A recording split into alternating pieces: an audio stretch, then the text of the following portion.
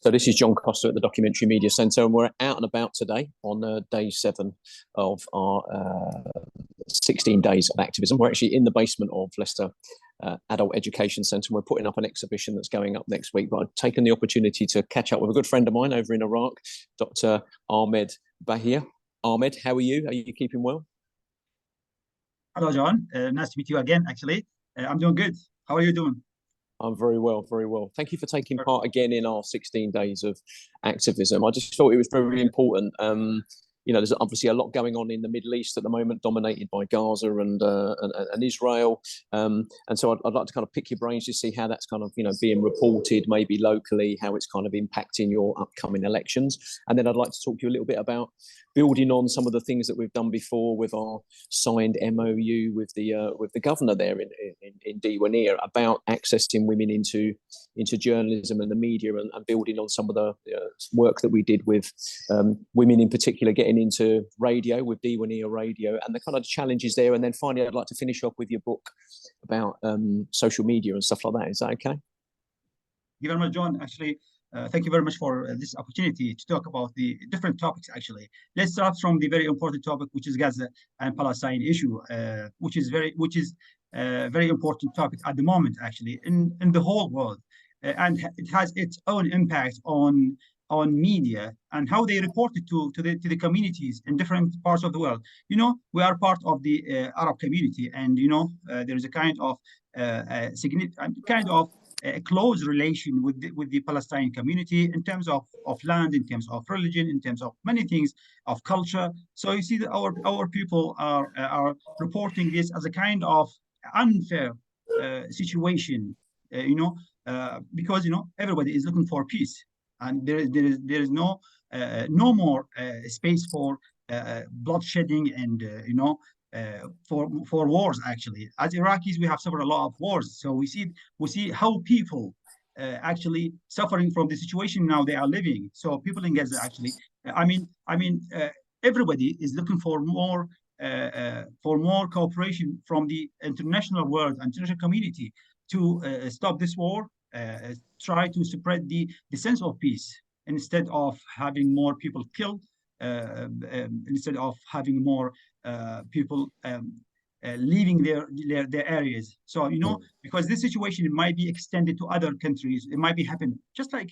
you see that Russia and Ukraine. We see that kind of sympathy from people towards the community for those people who left their lands, who left their people, who miss their beloved.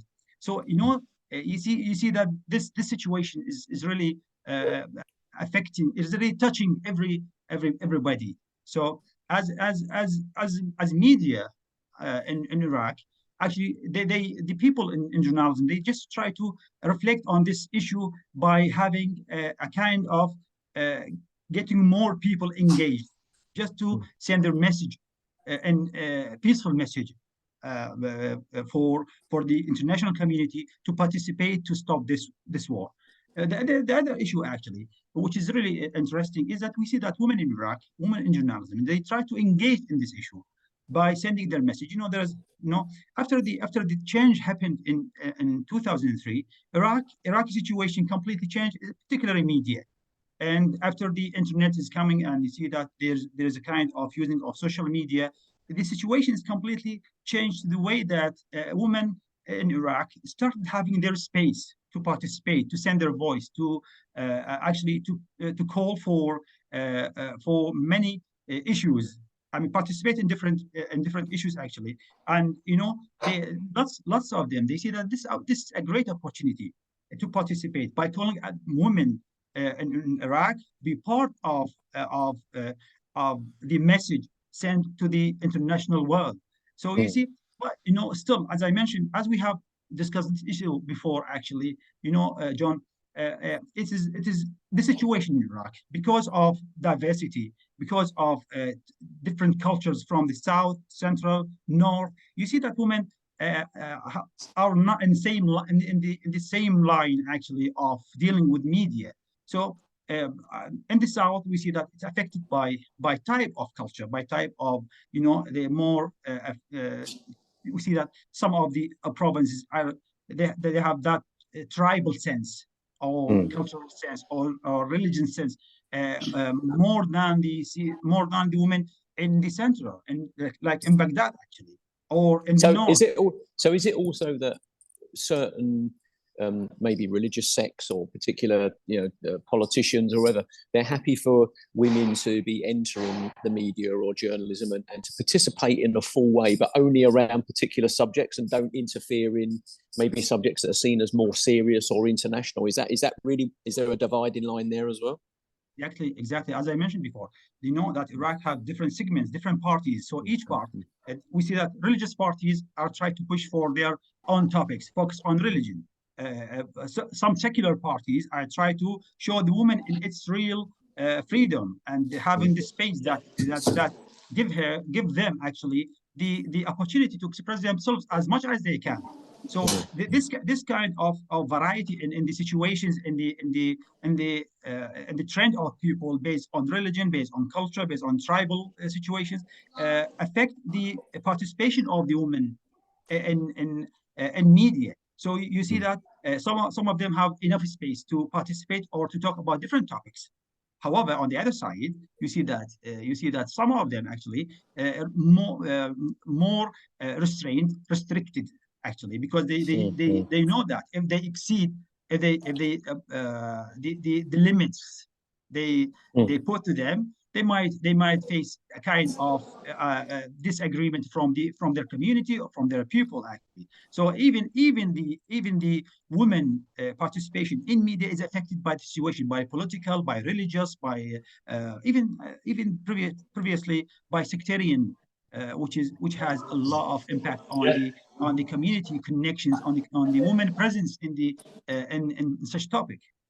Yeah, and also is it on the type of media as well? Because I mean, I know before we've touched on women wearing veils and unveiled, and where they might be, where it's a little bit more sort of an international perspective. Someone like Baghdad, and then we're very regional, which can be quite very kind of strict with its adoption of codes. Is it that women in written or print journalism or on radio, because they're not seen, are okay, but as soon as it becomes on television, where they're seen to be representing various sects and communities and stuff like that. You were talking about like things like skin color and being acceptable and stuff, which I guess is always something that we've dealt with here with like, dialect and where you're from and how you look. Exactly. But is that one of those things that's used for dividing women's participation as well?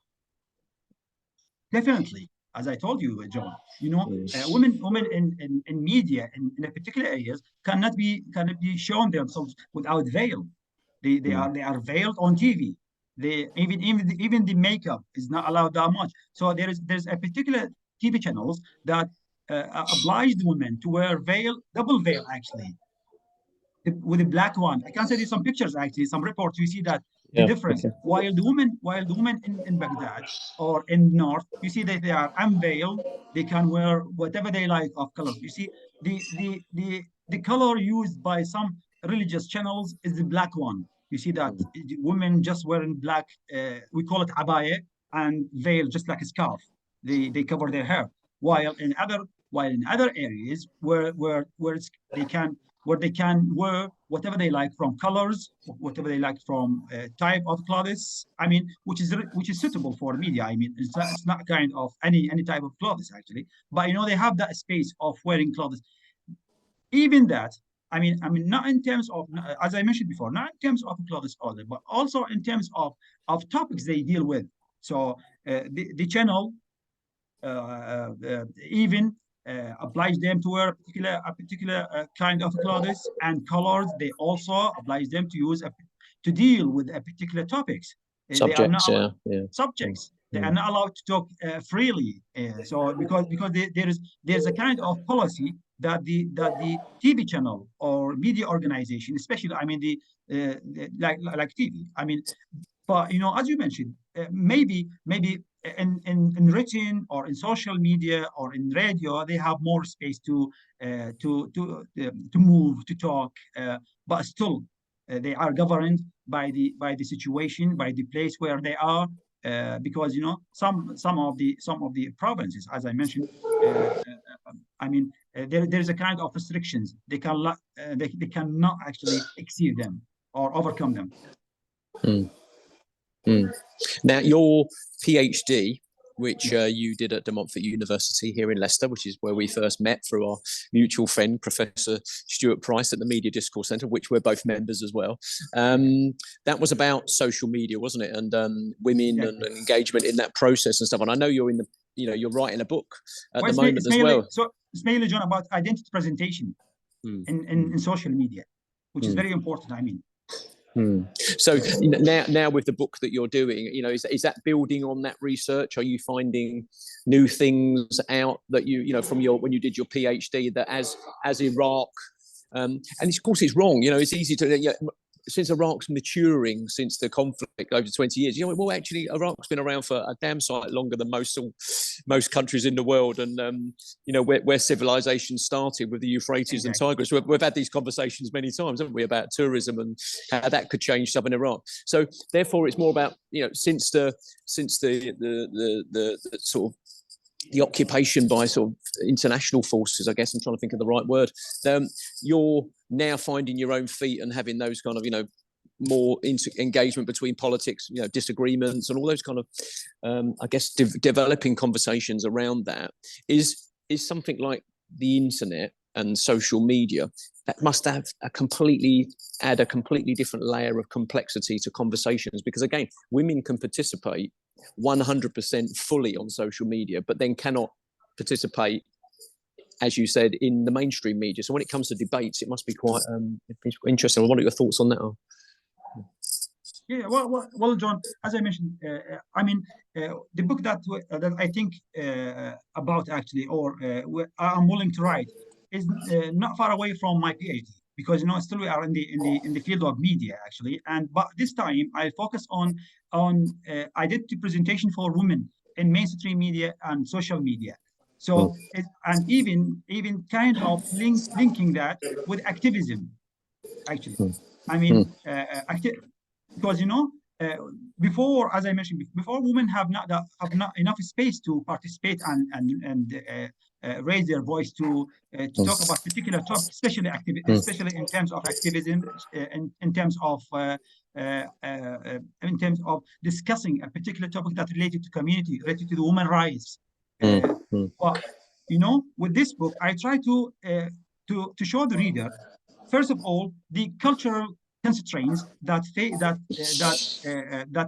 let's say prevent women from expressing themselves, based on all of these things that we can show it to the reader through the cultural issues, cultural things that prevent them from acting or moving freely. Then moving to the book will have actually a kind of interviews with women I have made, and I recorded their what they mentioned. Then we have these chunks of speech that support what we are arguing in this book. Actually, it's about activism. It's about women participating in media, in mainstream media, and social media. How the social media give them the space to express themselves and build their different identity, or present different identity from the reality. Which is very important. You see that women in reality, they may not have the space to express themselves, to present their real self, but when they go to social media, they have that free space to talk, to present themselves in a way that no one, in some cases, can achieve them or prevent them from or stop them. Because it was interesting, wasn't it? I remember the very first training that we did online for that group of young women that were interested in doing stuff through the radio station, Diwania Radio, and we were saying, well, you're going to go off and research some topics that you want to research and write about, and then you're going to write something and then present it. And of course, what happens is we went through each of the people in turn, and everybody was talking about employability, international tourism, and all these things, all of which were, in essence, unrelated to women's only, because they were about society in Iraq. And I think there was only one person that was doing anything that was kind of specifically about women and employability, I think, coming out of university or something like that. It was very, very kind of like a very focused, almost like a master's or a PhD question. Yeah, but everybody else, it was very much around Iraq as a society and stuff. And I think that was quite surprising for me, because you'd think, if you've got a group of people together now, particularly sort of, young activists, women that wanted to get into the media, they'd all have specific tasks they were doing, which is almost like advocating for the empowerment of women and access and stuff. Whereas these women almost saw the fact that they were on the course was their chance to tell people, well, actually, we're not only interested in women's issues, we're interested in issues that affect the Iraqi community. Yeah. Exactly. And you see, lots of those women that we have trained actually have the opportunity to participate in particular in different topics, actually, in media, in radio, whether in Diwaniyah radio or Sada radio, or some of them working at a particular services. So they have the will, they have that will to discuss different issues that, as you mentioned, that is related to the community mainly, actually, and focus on the issue in a way that they aim to gain or shed light on these issues. Hopefully, that there is a kind of a governmental or government move to change the situation in a particular way, or better. Yeah. I mean. Absolutely, it's about those incremental steps. It's not about getting it right or wrong. It's about just making progress and including and engaging people. Yeah, I mean, in kind of, I don't know what's the best way to describe this. Almost like, in a mental way, like, people's mental capacity with their brain. Is the way the media is presented in Iraq almost like it's in Baghdad? Is it like international news compared to how news is presented in Diwaniyah in southern Iraq? Because again, they're a long way geographically from each other, and sometimes these things can almost feel as if they're reporting on a different country. Certainly, being north of Leicester, sometimes the news that comes out of London about London, it's a different country. It feels like it's a different place. Do those differences kind of come through in the media that you have locally as well? Well, exactly, John. You see that every area has its own news, has its own nature. So the people working in these areas in the media, and some I mean, there is national media that covers the whole news, and you see that what happened in Basra in the far south, or in the far north in KRG, is coming into the in one channel, which is the national channel, TV channel. But other channels, other TV channels, actually, they try to deal with the news of their areas only, particular topics that happen in this area.